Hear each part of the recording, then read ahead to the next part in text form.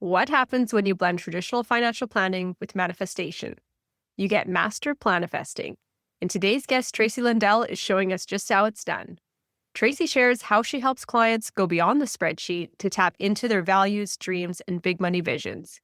If you're craving more freedom, more purpose, and a financial future that feels good, this episode is for you. Welcome to the Manifestation and Money podcast, the show where we tackle the taboo topics of money and manifestation. I'm your host, Jenni Schultz, former 9-to-5 grinder who ditched the status quo and went all in on creating a life I love. Yes, I use manifestation. Yes, I took action. And yes, I created a 7-figure net worth before turning 40. Every week, I'll bring you inspiring stories with money mavens and manifestation masters. From learning how to make more, save more, and grow your wealth to unlocking the power of manifesting your dream life. I am so excited to play in this space with you. Let's jump into creating a life you love. Welcome to the Manifestation and Money podcast, Tracey. Thank you. I'm excited to be here. I am excited to have you here too, especially because we just discovered we're both from the same neck of the woods here in British Columbia, Canada. So that's kind of a fun one today. I would love for you to share with the guests just who you are and what your story is. Sure. I'm Tracey Lundell, and I live in British Columbia, but we have clients kind of all over the place, especially with COVID. I think people scattered. Which is one of the things that we can chat about later too, because it's an interesting element. So I work with Seaglass Wealth Advisory Group, and we work with a lot of folks just to make sure that their financial vision is achieved in alignment with their financial goals. And there's some very tangible ways to do that, but then there's also some kind of big picture conversations. And I think that we're going to touch on some of that today together. Yeah, definitely. Because when I was reading through your bio and stuff, I love that you, well, okay, so here's the really dry version. Oh, you're a financial planner. It's numbers, it's boring. You go in, how much money do you want to put away? It just kind of seems like it could be dry and dull. But under the essence of what I've picked up from your organization here, I don't feel like that is you guys at all. No, we take a bit of a different approach. It's funny because I think a lot of wealth advisors, investment advisors, financial planners, they jump right into the numbers first. We'll get to the numbers, and they're really just like supporting cast to figuring out what we want to do. I think the more important element is to really get to understand who people are, what they need, what they want out of life, what drives them. Because, I mean, money is only here. It does not give us happiness in and of itself. It's only here if it can help support you being able to achieve some of the things you want to do in your life. We better know what those things are that you want to do in your life and where you are on that journey to get to them.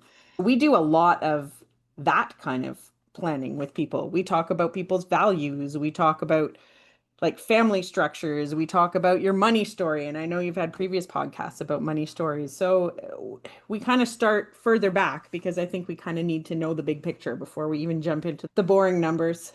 Yeah. So from that perspective, then, what kind of conversation do you have with people around their money story? The money story itself, we talk a lot about how money was at their dinner. Did people ever talk about money at your dinner table? When you were growing up, how were your parents with money or your family? It was a taboo subject for a lot of us growing up. And I don't know that we talk about it a lot. And maybe that's just because of societal norms of no, you don't talk to people about money, or maybe it's a cultural thing, or maybe it's just our parents didn't have the financial knowledge or literacy to have those conversations with us, so it was just not talked about. And I think that, and then some people are right on it. We've been talking about financial goals. We were saving our allowance in different mason jars for different purposes. And there's all sorts of cool things you actually find out too. But even as a child, how you start out with money can have a big impact on how you are with it when you're an adult. Neat. Are you helping people go through visioneering exercises of what they want that money for?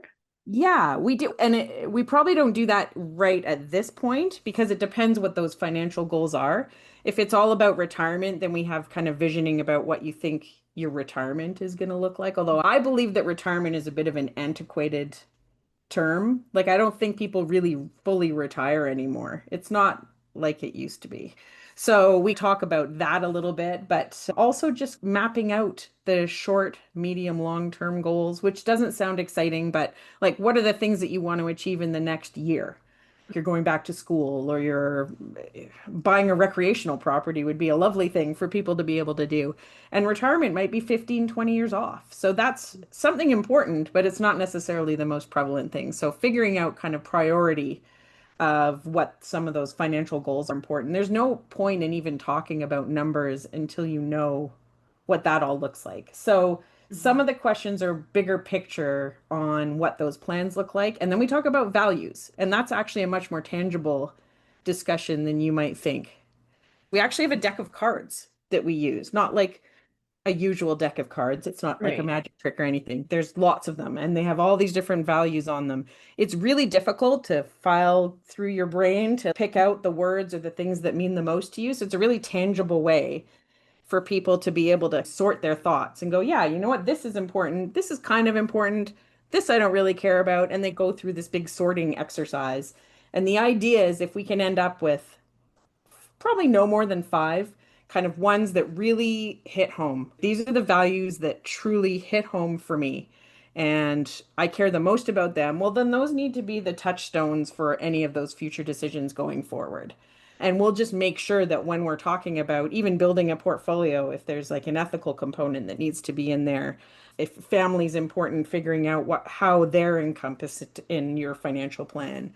So there's all sorts of ways to do that, but we find that's the most kind of efficient way, and those don't tend to change a lot over time. We'll check in and make sure that those values still resonate, but your values are usually core and they Mhm. stick with you through most of your life. That's where we start. We actually start with that. Fun. I like that. And I believe in your show notes it said you primarily are dealing with females and entrepreneurs. Is that correct? Yes, we do. I Okay. would say, and I don't know if that's just because I'm one. Right.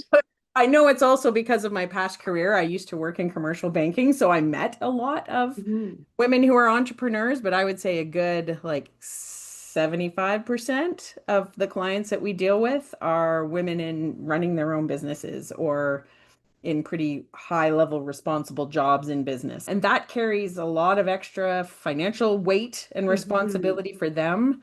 But we also, as women, have all sorts of things that we need to balance in our lives. So we have more robust conversations than just the, well, if you put this much into your pension plan, like this is what should come. Yeah. Great. You're a human calculator. But I think it's more important to get a little more focused on what those goals are. Or is what you're doing today actually aligned with what you want to do for the rest of your Right. career?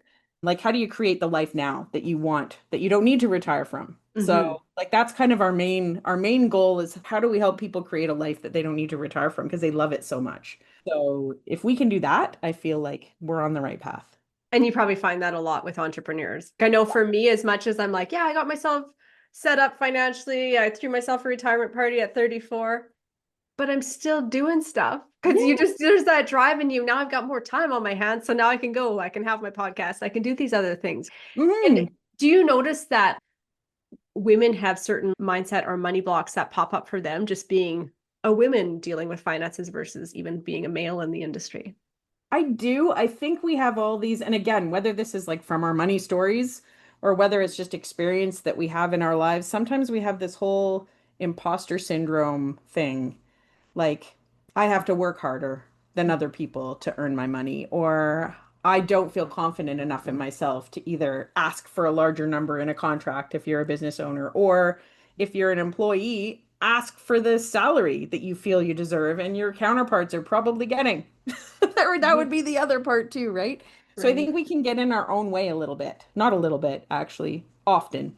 I right. think we can get in our own way. So it's really important to see where that sits and where people's comfort level is with that. And once you can get rid of some of those self-imposed barriers, I find that people can just like surge ahead. And it feels pretty liberating for Yeah. people. Hmm. Yeah, definitely. And speaking of liberating, let's switch the conversation a little bit here to manifestation. Because I know you Sure. said that's only come into your life in the last decade or so where you've learned about Mhm. manifestation and applied some techniques in your life. So can you share a little Yes. bit about that journey for yourself with us? I can. So it's interesting because I've known about it. It's not like it's a was a totally foreign concept. I didn't really see how it was applying or I didn't implement it in my own life really. And then over the last like decade, I've had some coaching experiences, which have been huge, some like peer mentorship experiences, which have been amazing, and just some great conversations with women in my network. And I think those are the things that open my mind to the manifestation piece. And how I feel about manifestation is it is that whole act of removing those barriers and just envisioning what it should and could be. More confidence than what it could be. Like I think that you actually have to say, like, I'm working today because it's going to look like this. Mhm. And then you open yourself up to different opportunities that may never have presented before because your own mindset is now so open that those things can come to you. Mhm. And so, on a personal level, it was a very tangible conversation that I remember that kind of brought me around to that.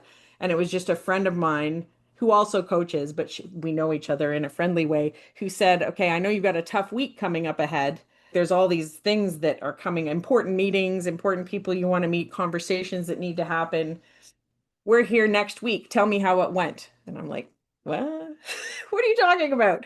And she's like, no, tell me how all those meetings went. And so I'm like, well, this went really well. And then I went through the whole week to come as if it had already happened. And all of those things happened. They Mhm. happened that way because I'd already thought about the positive outcomes that should happen from those events because I thought about it in advance. And I think that that was huge. And really, I was just putting it out there in the world Mhm. that this is how I wanted it to go. And I threw in a couple extra things too that I hadn't even thought of. I'm like, you know what would make this week really great is if this and this happened too. And steps towards those things also started, which I think it's just opening ourselves up to being able to receive those kinds of opportunities because we get in our own way. Yeah, we definitely get in our own way. And Yeah. that's such a fun little exercise that you just shared there. Because what's the harm in that? You're creating the Mhm. situation the way you want it in your mind, and in your Yep. case, articulating it, which can sometimes be even more powerful, and Hmm. just seeing how it plays out. Worst case, it doesn't play out that way, right? But I if you know. could check a bunch of the boxes, wouldn't that be nice? It would and was. And was, So, yeah. I mean, it doesn't always turn out exactly the same way, but I think if you go into it with that positive mindset, then lots of good things can happen. It Mhm. feels like then you are using that compass and your view on that a little bit in the business that you have. We're going from this essence of like, what do you really want to create for your Mhm. life? And you're helping them come up with that big vision. And then you can figure out the money piece of it. Well, that's just math. Mhm. That's easy. That's actually the least important part of it. Yeah. That's just the math part. So I think it's figuring out instead of thinking, what could be possible, it's like, okay, how do we make it possible? So it's different because there's action behind it and intention behind it. And I think that's the difference maker. Yeah. I just have a note here to myself because in your show notes, you coined the term master planifesting. Which I I was did. just so intrigued and like, oh, I love this already. Well, it's funny because like people do all these masterminds and people do all these like master planning events. And I'm like, it's a little more than that.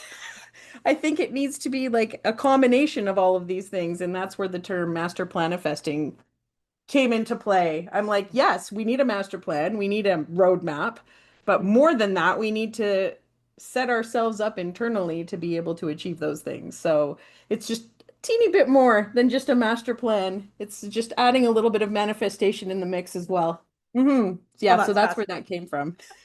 I saw it and I totally am like, no, I'm reading this right. Master Planifesting, which Master planifesting, not a real word, just in yeah, the Tracy dictionary. that's so fun. I think your approach to conversations about money has shifted over the years.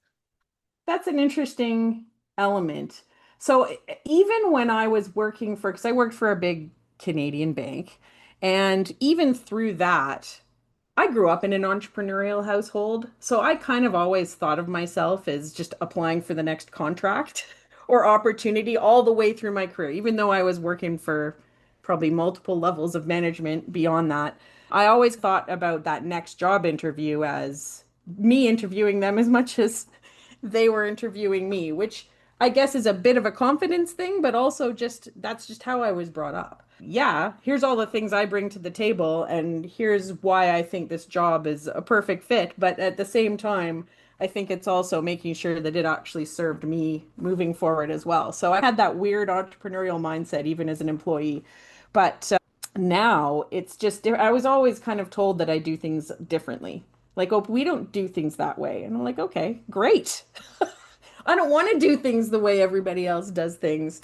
So, I mean, certain elements, obviously, we all have to follow a certain path and protocol and licensing, and those things obviously have to be consistent. But the how you do things doesn't. And I think that different people respond to different methods. So not everybody wants to do a deep dive into planning and figuring out what makes them tick and what they want. And some people are like, hey, Tracey, will you just manage my money? I'm like, no, actually. Because that won't be comfortable for you, because I'm going to ask you all sorts of questions that might give you discomfort. And if you're not ready for that, then I'm not the right fit. But there's going to be other people who would be more than happy to just manage your investments for you. But we've always done things a little differently. And I have my whole career. It's just now I actually have the autonomy to kind of take it up to the next level. I really love the clients I work with.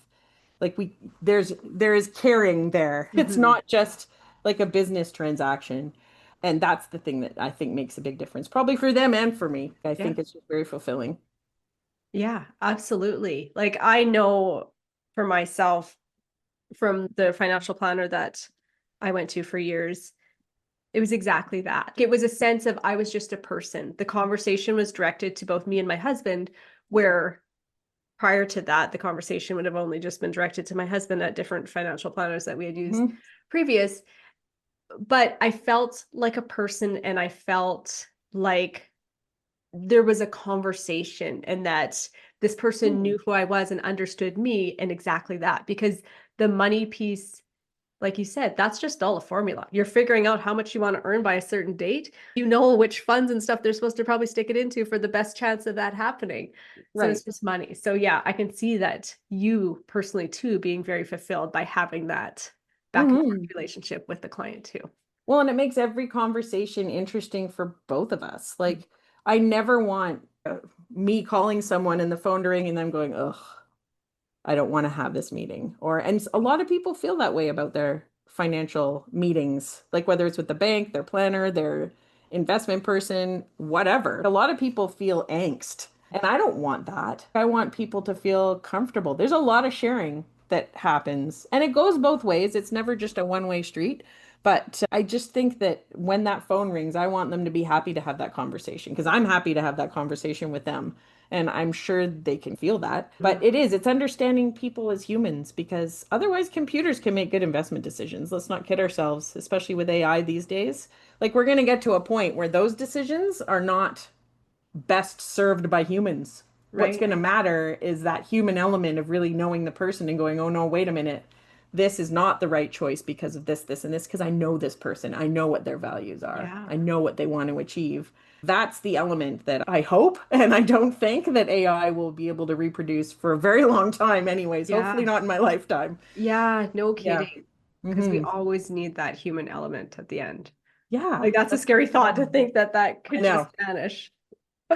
Okay, put that scary thought aside for a minute. Yeah. I just thought of something fun and Okay. I didn't, this is just coming to me now, so let me know if you're on Uh-oh. board. I want to kind of play with your visioneering question that your friend had proposed to you before. So let's Okay. say, hey, Tracey, it's the end of 2025.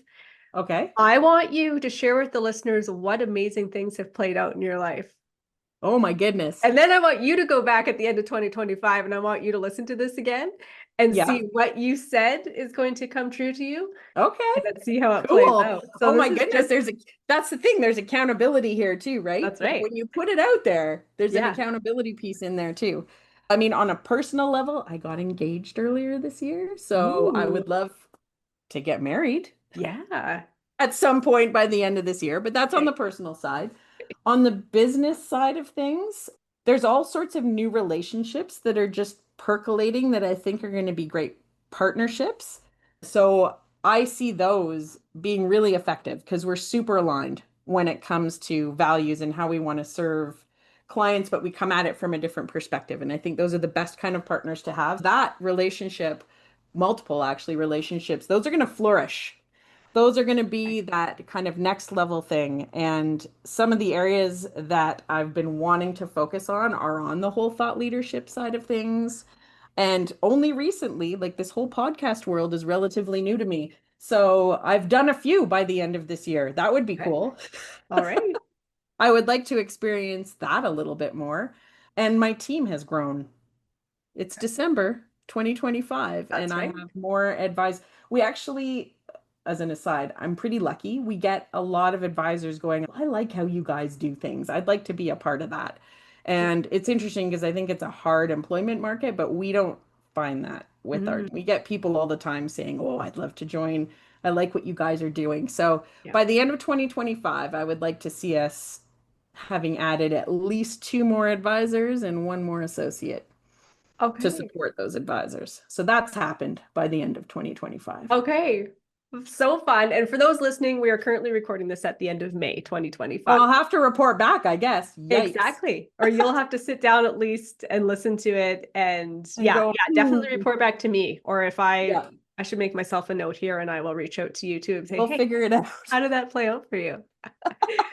And my favorite wrap-up question of the show, what is one piece of advice that you have for people to go out and create a life of financial freedom? Hmm. Like, don't get in your own way, I would say would be the biggest one. Especially like women are actually great stewards of money. So get out of your own way for creating a life of abundance for yourself. Because I honestly think that once those barriers are down and you're really thoughtful about where you want to head and creating this really kind of fulfilling life for yourself, it will come. And the people that you need to meet will come into your life because you're open to it. And people are more than happy to make introductions once you start meeting the right kind of people. So don't be afraid to ask for that either. So that's 7 things I've now given. But that's great. Why not? Then people Yeah, can pick and choose, right? there you go. Pick the one that means the most to you. I love that. Thank you so much for Yeah. sharing. And I would love one more share for you. Please share where listeners can reach out and catch more of you, Tracey. Awesome. So, yeah, so it's Tracey Lundell. And I have a website, and our Facebook page is quite active as well, and on LinkedIn. So it's seaglasswealth.com. So sea glass, like the treasures you find on the beach, and that's where the name came from when both my partner and I were little girls. Our parents would take us out. So seaglasswealth.com is the website, and on LinkedIn and on Facebook as well. So Okay. Awesome. Well, thank you so much for joining me on the show today and having this conversation. thank you for the opportunity. It was really fun. Great. Thank you so much for tuning in to this episode of the Manifestation and Money podcast. If today's conversation lit a spark in you and you're craving a space to go deeper with your vision, to actually live what you are manifesting, I want to invite you into something really special. It's called the Manifestation Playground, a high vibe monthly membership where you get to experiment with manifestation techniques, connect in intimate pods of like-minded people, and receive direct mentorship from me twice a month inside our cozy Zoom room. This is where your dream life stops living in your journal and starts showing up in your reality. Vision, energy, accountability, it's all happening inside the Manifestation Playground, and your group might be forming right now. Just head to www.manifestationplayground.ca or click on the link in the show notes to learn more and save your seat. And remember, your vision isn't random. It is your future waiting for you to believe in it. I'll see you next time, or inside the playground.